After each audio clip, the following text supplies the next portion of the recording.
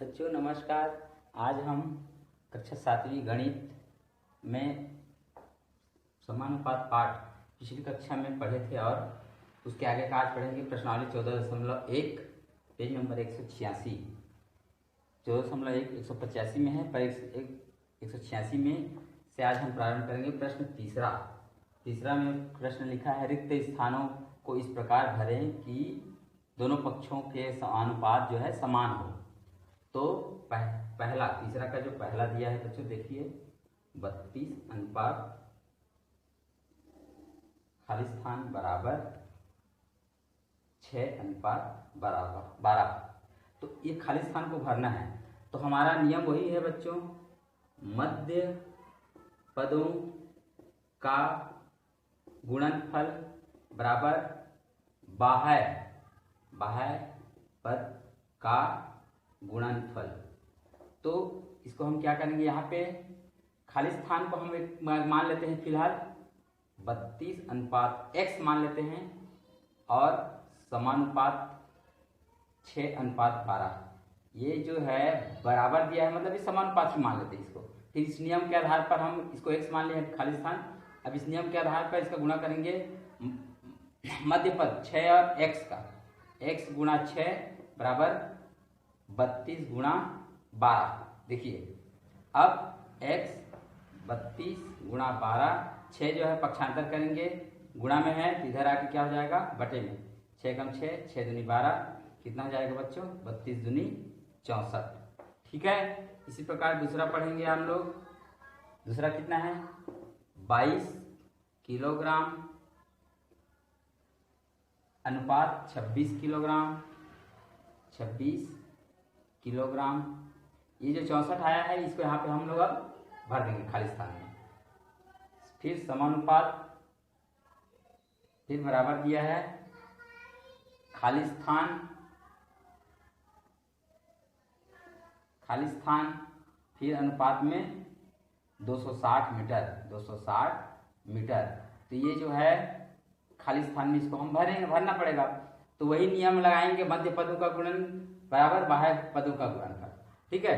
तो मध्य पद इसको हम क्या मान लेते हैं फिर से, 22 अनुपात 26 समानुपात इसको x मान लेंगे खाली स्थान को और इसको 260। खाली स्थान को x मान के हल करेंगे नियम से, बाह्य और बाहर का गुणा करेंगे 22 गुणा 260 और मध्य का गुणा करेंगे 26 गुणा x। अब ये x को यही रख देते हैं, तो 22 गुणा 260 और ये 26 जो है पक्षांतर करके इधर लाएंगे तो गुणा में है तो इधर आके क्या हो जाएगा भाग में। ठीक है, ये पक्षांतर करने पर आया। फिर अब इसको भाग देंगे, 26 से कम 26 दहान 260। ठीक है, ऐसे काट सकते हैं, 26 से कम 26, 26 शून्य में शून्य करके फिर यह आ जाएगा 220 x। तो 220 क्या है, मीटर में आएगा। ये जो है मीटर में दिया है, इधर भी यहाँ पे किलोग्राम है, यहाँ किलोग्राम, दोनों किलोग्राम वाला है। ये इधर मीटर दिया है, ये वाला मीटर दिया है, ये वाला खाली स्थान मीटर नहीं दिया है, तो आपको इसको मीटर में भरना है। तो ये 220 मीटर हो जाएगा। यहाँ पे आप 220 भर लीजिएगा पुस्तक में। इसी प्रकार अगला हम तीसरा देखते हैं बच्चों। तीसरा पढ़िए क्या है, खाली स्थान में तीसरा का तीसरा,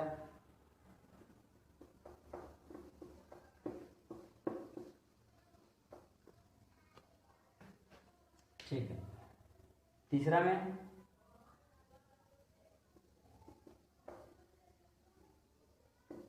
45 किलोमीटर अनुपात 60 किलोमीटर बराबर खाली स्थान अनुपात 12 घंटे।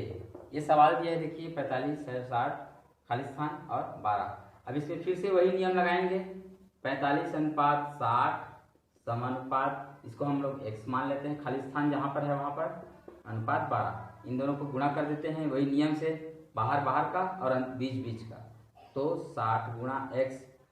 आप बीच वाले को इधर भी लिख सकते हैं, बीच वाले को इधर भी, बाहर वाले को इधर लिख सकते हैं, मतलब किधर भी हो सकता है वो। तो ये 45 गुणा 12, देखिए ये x हो जाएगा 45 गुणा 12 बटे सार। ये जो गुणा में इधर आके भाग में पक्षांतर करने पर, ठीक है, काट देते हैं। 12 एकम 12 पंचे 60, फिर 5 एकम 5 नियम 45, कितना है बच्चों 9। तो ये क्या हो जाएगा 9 घंटे। ये जो है घंटे में आएगा क्योंकि इधर घंटे दिया, इसलिए आपको यही इकाई का भी ध्यान रखते हुए सवाल को बनाना है, ठीक है। आगे हम, अब खाली स्थान खत्म हो गया, खाली स्थान में 3 ही सवाल था। अब हम तीसरा सवाल कौन सा चौथा सवाल पढ़ेंगे। देखिए चौथा सवाल क्या बोल रहा है, इसको हम पढ़ते हैं। 8 किलोग्राम चीनी का मूल्य 72 रुपए है, तो 15 किलोग्राम चीनी का मूल्य ज्ञात कीजिए। ये चौथा प्रश्न। 8 किलोग्राम चीनी का मूल्य 72 रुपये, तो 15 किलोग्राम चीनी का मूल्य ज्ञात कीजिए। तो 8 किलोग्राम चीनी का मूल्य कितना दिया है 72 रुपये, तो 15 किलोग्राम, तो 15 किलोग्राम चीनी का मूल्य अपन ज्ञात करना है अपने को, तो हम इसको मान लेते हैं x रुपये, ठीक है बच्चों। अब हम यहाँ पे अनुपात समानुपात के नियम से बनाना है इसको, तो अनुपात समानुपात के नियम से हम बनाएंगे। तो हम एक नियम बनाते हैं यहाँ पे, किलोग्राम अनुपात किलोग्राम। ये देखिए यहाँ पे किलोग्राम किलोग्राम दिया है ना, फिर समानुपात में आ जाएगा मूल्य अनुपात मूल्य, मूल्य अनुपात मूल्य, पूरा लिख देता हूँ, मूल्य अनुपात मूल्य। इसको हम अनुपात की दृष्टि से ऐसा बना लेते हैं, ठीक है। तो 8 किलोग्राम का 72 रुपये, ये देखिए 8 किलोग्राम का 72 रुपये है, तो 15 किलोग्राम का x रुपये। इसको ऐसे हम अनुपात समानुपात के नियम के तहत ऐसा बना लेते हैं।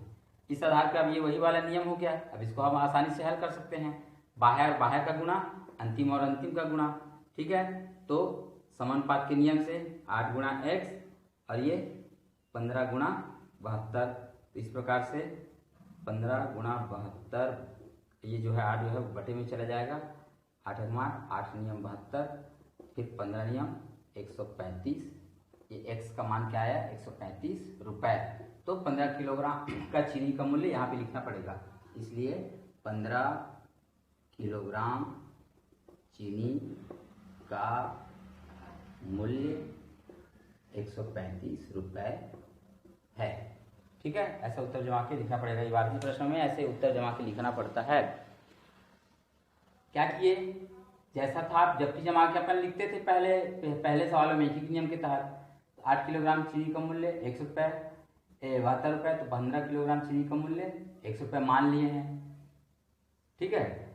तो इसमें हम अनुपात समानुपात के नियम के तहत इसको जमाते हैं, तो किलोग्राम किलोग्राम किलोग्राम अनुपात किलोग्राम मूल्य अनुपात मूल्य, ऐसा करके हम फिर उसके बाद इसको 8 और 15 लिख दिए।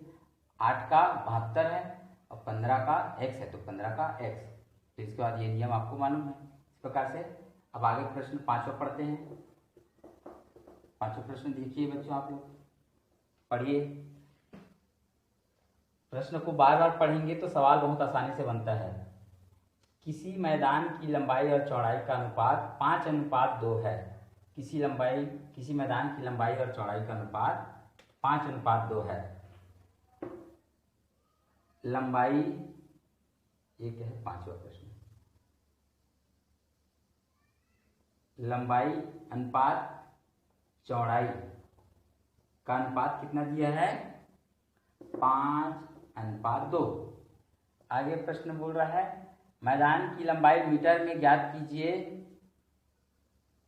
और चौड़ाई 40 मीटर। ये अनुपात में है।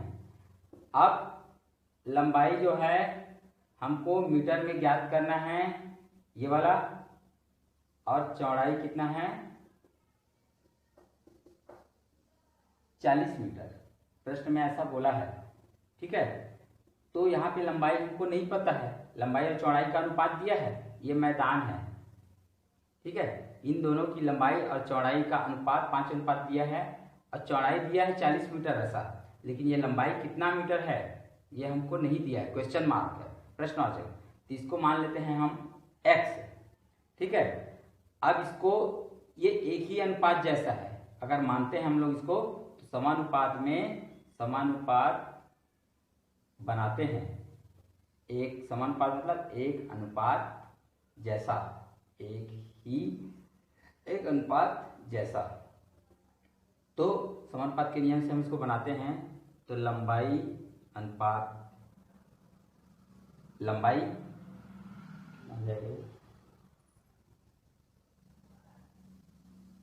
हाँ, तो इसको हम लोग मान लेते हैं, तो इसको हम लोग लंबाई और चौड़ाई के अनुपात के आधार पर मानते हैं अगर, तो ये देखिए ये 5:2 समानुपात में मानते हैं x:40। ये देखिए ये वाला लंबाई और चौड़ाई दिया है ना, ये वाला लंबाई x मीटर और चौड़ाई 40 मीटर, और ये जो अनुपात दिया था लंबाई चौड़ाई का 5:40। अब इसको समानुपात के आधार पर बनाते हैं नियम, तो बाहर और बाहर का 5 × 40 और ये 2 × x, ठीक है बच्चों। अब ये हल कर देते हैं इसको, 5 × 40 और x को यहीं रख देते हैं, तो 2 को नीचे ले आएंगे तो कितना हो जाएगा, ये पक्ष गुणा करेंगे, ये गुणा में है तो इधर आप पक्षांतर करेंगे तो भाग जाएगा, 2 एकम 2 दूनी 2 शून्य, तो ये 5 दूनी 10 और फिर 5 दूनी 10 और शून्य, ये कितना हो जाएगा, मीटर में है तो ये भी मीटर में x, तो ये लंबाई कितना आया, मीटर में, लंबाई जो है x का मान मीटर में आया। यहाँ पे हम उसको लिख लेंगे। आगे छठवां प्रश्न पढ़िए।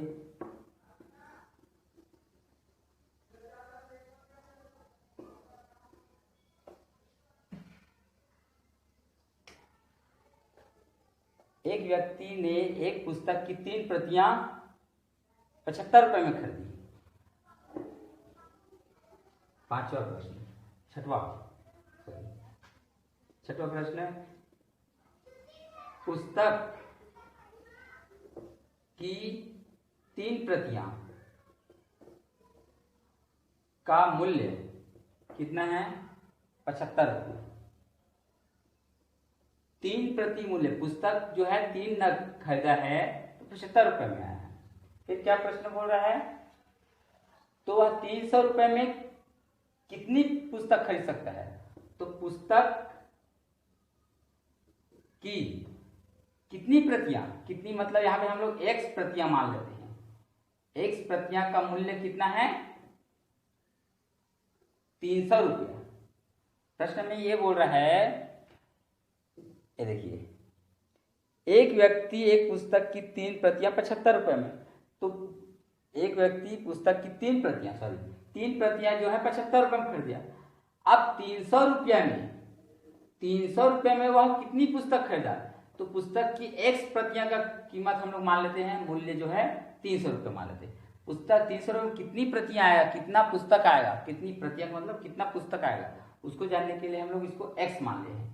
तो वही अब इस नियम, अनुपात का नियम अगर लगाते हैं हम लोग इसको, तो प्रतियां अनुपात प्रतियां और समानुपात कीमत अनुपात कीमत नहीं, मूल्य लिख देते हैं यहाँ पे, क्योंकि यहाँ प्रश्न में मैं इधर पे मूल्य लिख दिया हूँ, इसलिए इसको अपन कीमत भी लिख सकते हैं और मूल्य, कीमत और मूल्य का में एक ही मतलब होता है, मूल्य, ठीक है बच्चों।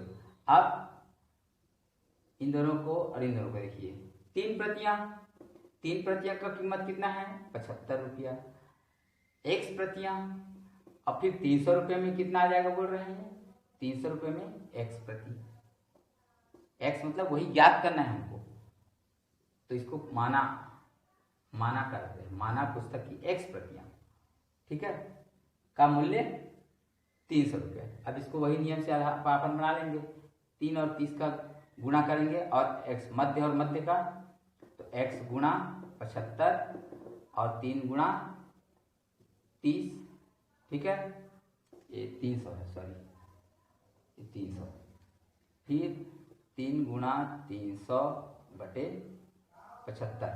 अब इसको काट लेते हैं।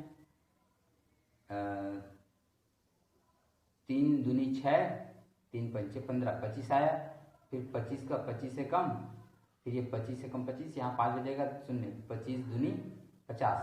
तो x का मान कितना आ गया? 12 प्रतियां। यहाँ पे उत्तर जमा के लिख लेंगे हम लोग। अतः मतलब 300 रुपये में कितना पुस्तक आया? 12। अतः 300 रुपया में 12 प्रतियां पुस्तक खरीद सकते हैं। ठीक है बच्चों, तो 14.1 का लगभग सभी प्रश्न जो है आज समाप्त हो गया। अब अगली कक्षा में हम 14.2 प्रश्नावली को पढ़ेंगे। तो आज की ऑनलाइन कक्षा यही समाप्त की जाती है।